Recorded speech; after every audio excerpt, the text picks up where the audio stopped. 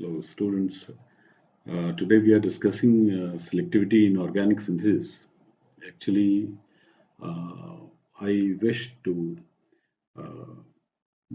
prepare this presentation on already submitted file of NPTEL, which is very much exhaustive and very comprehensive. So I'm just elaborating this slide in order to facilitate your learning. So selectivity is actually has three domains. First is the chemoselectivity, and regioselectivity and stereoselectivity. Chemoselectivity says about which functional group will be more reacted in a compound where more than one functional group is present of unequal reactivity. In the case of regioselectivity, we find that where does the adenine or where does the reaction taking place uh, in the starting material.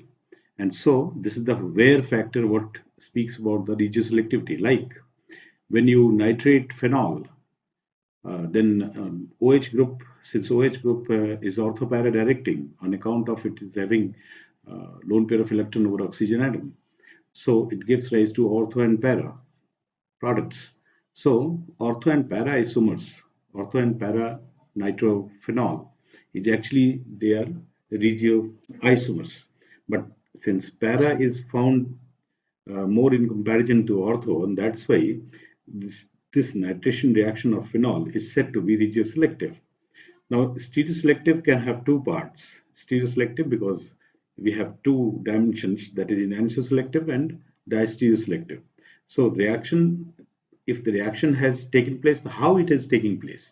So the how factor is controlled by this stereoselectivity. The how the reaction is taking place means uh, means uh, if we have to generate uh, you have to generate asymmetric synthesis having one carbon atom, then it can give rise to enantiomer or racemic mixture or enantiomerically excess products. So we will see it later on when we will be discussing the examples of stereoselectivity. Now, this is the chemoselectivity, that is preferential selectivity of one functional group over other when two functional groups are of unequal reactivity. Better we should see from here through the example, that is the chemoselective reduction of carbon-carbon double bond over carbonyl. Now we have two reacting sites for addition. Now when catalytic reduction is done by this H2 and palladium, then the reaction is taking place at the olefinic double bond without disturbing this carbonyl group. Similarly, if on the same compound the reaction is accomplished by a sodium borohydride in presence of cerium chloride, then we find that only carbonyl group is reduced and it is not the double bond, olefinic double bond is undisturbed. And so this is here in the case of both these reaction, two functional groups are there. So carbonyl and carbon-carbon double bond, but they are behaving differently with different reagents. And so this reaction is said to be chemoselective in this sense. Now, chemoselective reduction of alpha beta unsaturated ketone over allylic alcohol. Now, we have this allylic alcohol. This part is allylic alcohol. Now, this part is alpha beta unsaturated alcohol. When this is reacted with NaBH4, then only the alpha beta unsaturated part that has got reduced. Okay?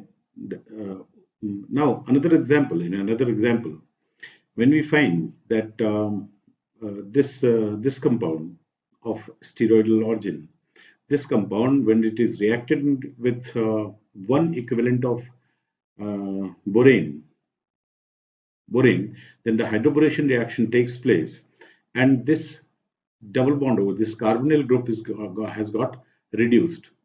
But when in case of sodium borohydride, where we have taken is 1/4 equivalent of NaBH4, then it helps in reducing the uh, non-conjugated carbonyl in the compound. So there are lot of examples you can cite for this.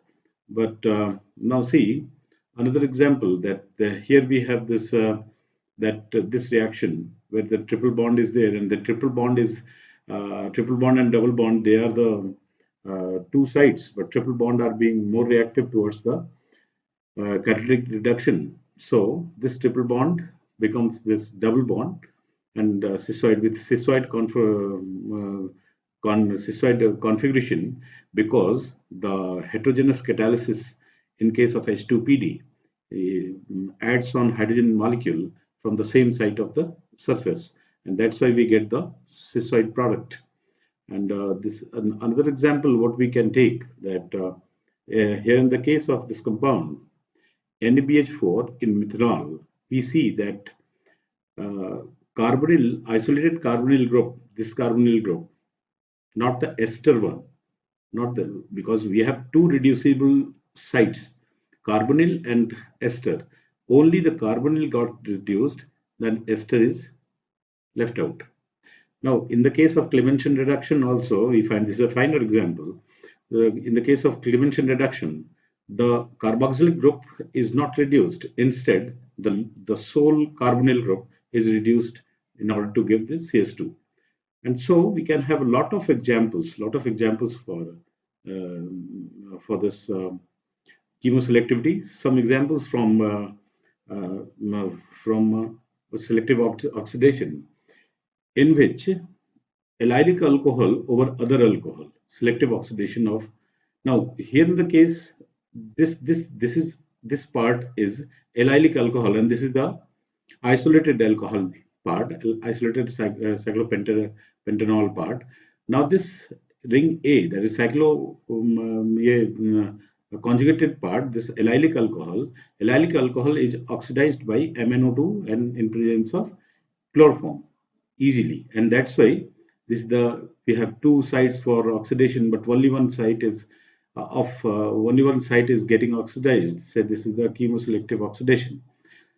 In the case of this compound, in the case of secondary alcohol or primary alcohol, chemoselective, here we find that this in this case we have the secondary alcohol and the primary alcohol is there in both these examples.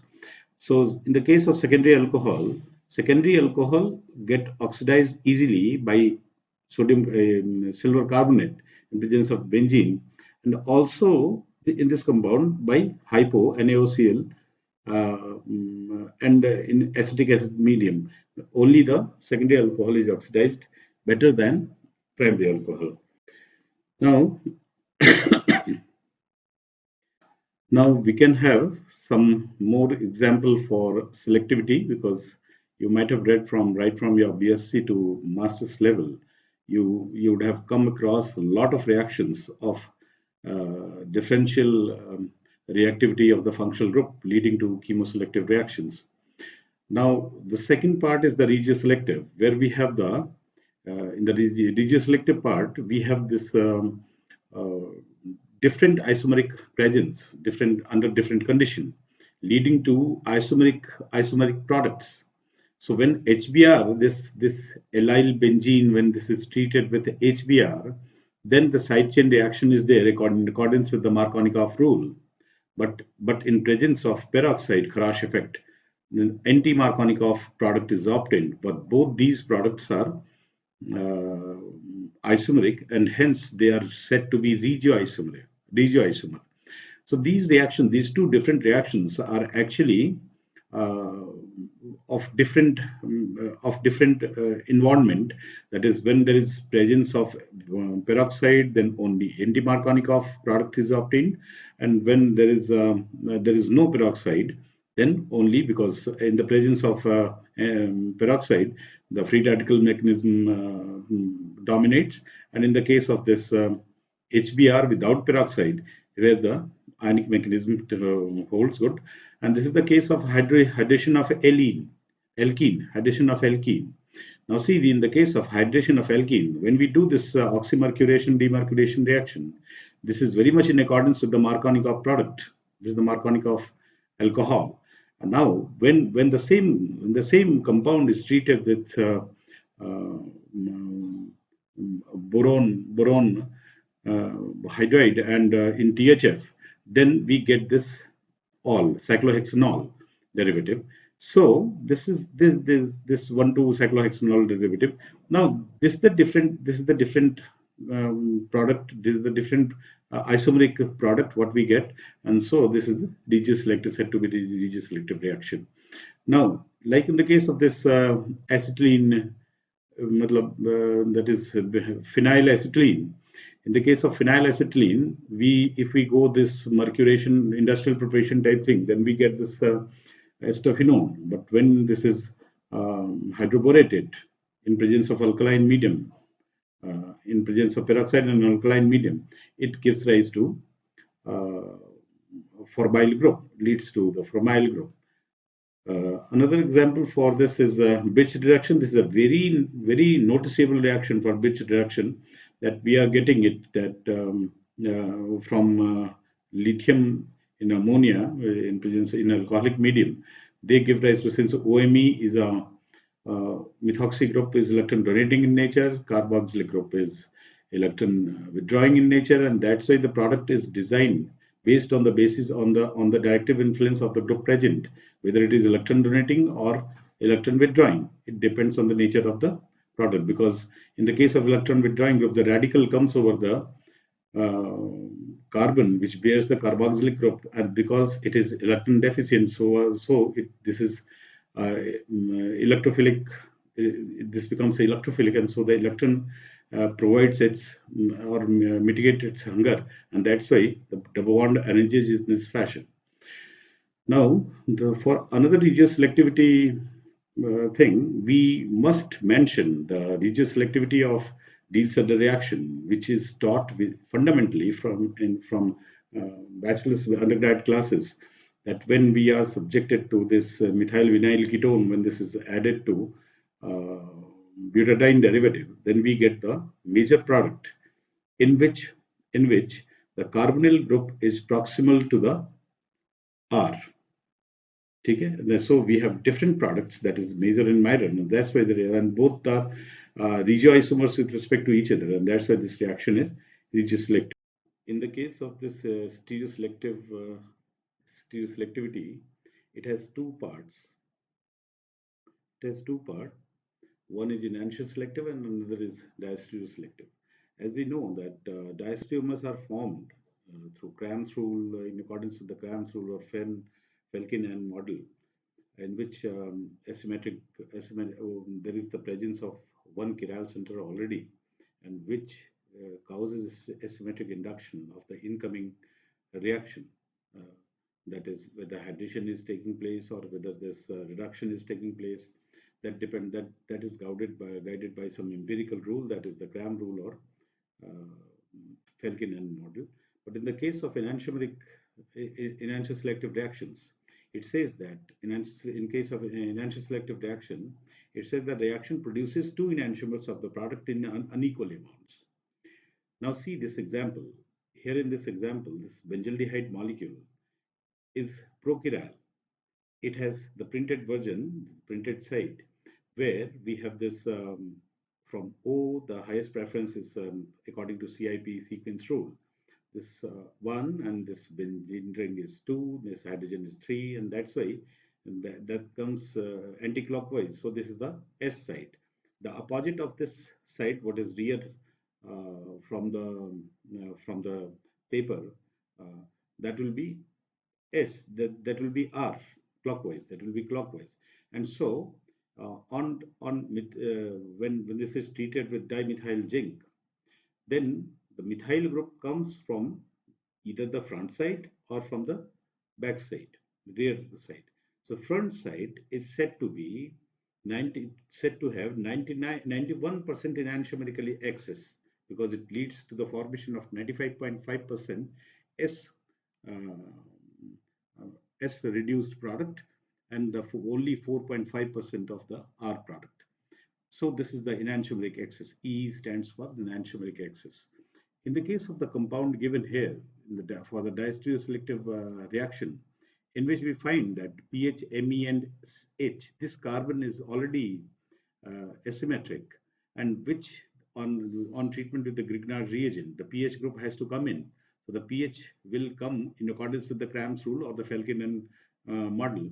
but it gives rise to 91.5% of the product when pH comes from the side of the lowest group, that is the smallest group, that is H, and only 8.5% comes from the side of pH, that is pH is a bulkier group, that is the largest group.